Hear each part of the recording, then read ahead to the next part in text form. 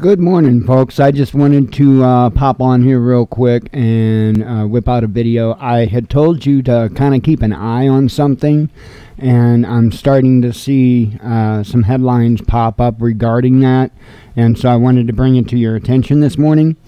It is one of the areas that I told you specifically to watch very closely.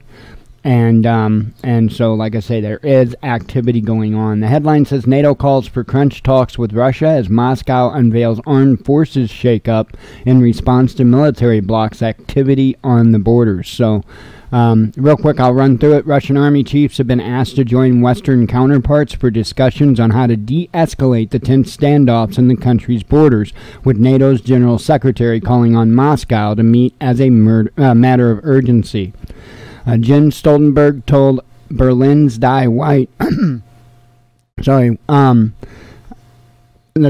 he felt there was a desperate need for constructive dialogue as part of the NATO-Russia Council.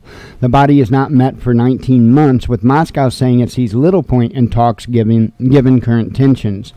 And then there's a quote here: "We invited the Russian government to a new meeting over a year ago, but there is no positive reply," he said.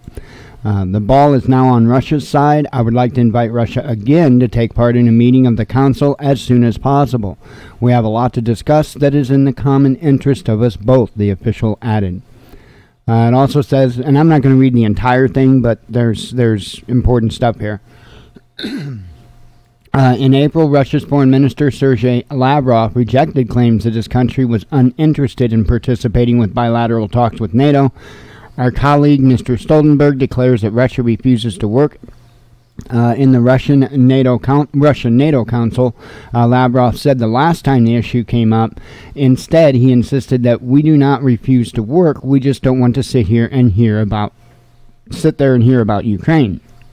So that's essentially what the ordeal is. The reason why Russia is not interested in sitting down and talking is because, the West only wants to talk about one thing, and Russia's not interested in it. Plain and simple. And so, that's one thing about Putin. I don't think he plays too many games. And I think he's getting pretty fed up. I think he's pretty well had enough.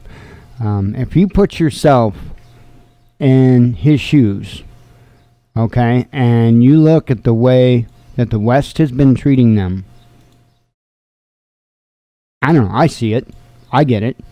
I'm amazed and shocked, to be honest, at the level of diplomacy that has been shown thus far.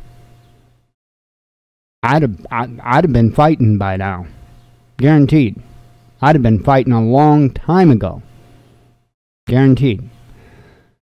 Keep your eye on this, because that patience probably isn't something that's infinite. So they're building up troops. That's what I alerted you to before.